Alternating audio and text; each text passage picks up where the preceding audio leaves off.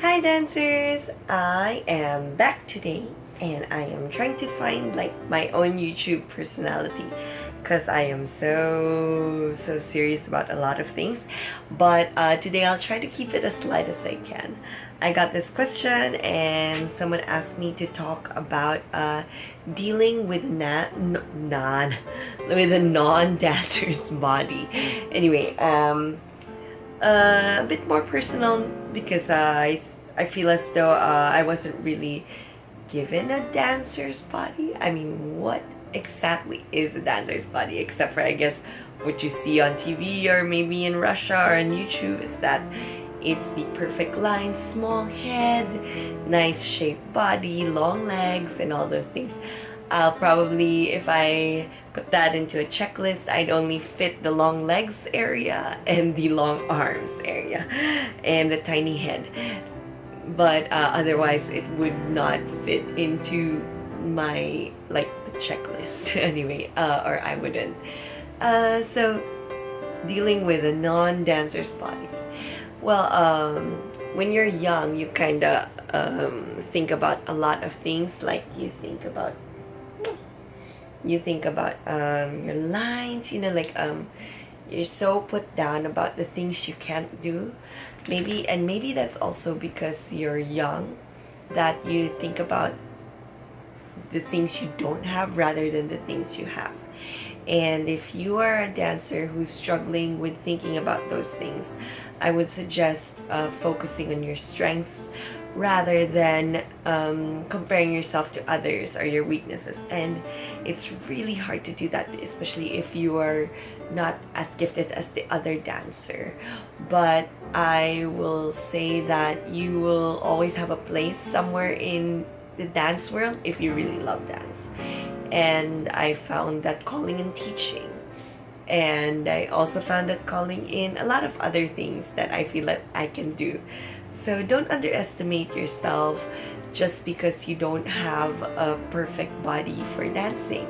And it's really hard to do that, especially now. I know because of the whole Instagram thing and everyone posting looking like they're really amazing or good. But I have wonderful students who don't have the dancer's body but can still really dance very well, and I promise you that character is 100 times more important than all the things you see on Instagram. I have seen wonderful dancers with zero emotion, and I have seen wonderful dancers with emotion but fake emotion. And you should be able to read that as a dancer, because dancing is an art. And when it first started in the past, when people were dancing and they didn't have the perfect bodies, as they say, perfect bodies, they were dancing because they loved it and they had a passion for it. And these people had their own identity because they loved what they did, and because they danced from their hearts. They danced because they liked I don't know, they just had some aura or this form of character, like they could fill out the room with their presence. So that, I feel, is more important than thinking about or dwelling on your non-dancer's body. And if you want a photo or a video of myself, I will try to include it in my video, this short video.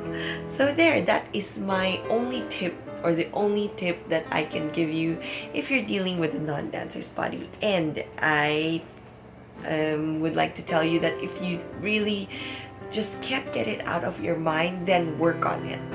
So if you feel as though you're just not doing enough, then do more. If you feel you're not stretching enough, then stretch some more. If you feel that you are feeling these things, then maybe you can talk to your teacher. So there are so many things you can do in order to improve your dancing and yourself as a dancer. So don't forget that no matter who you are or what body type you're in, you are allowed to dance. And maybe not professionally, if I guess it's not meant to be, But if you work hard enough, I really believe that you can achieve a lot of things, and you will find your calling for dance world. So there, and I'll try to include that video for you. Again, anyway, thank you, dancers. Whether it's 10, 100, 1,000, 10,000, I don't know how many of you watch these vlogs anymore.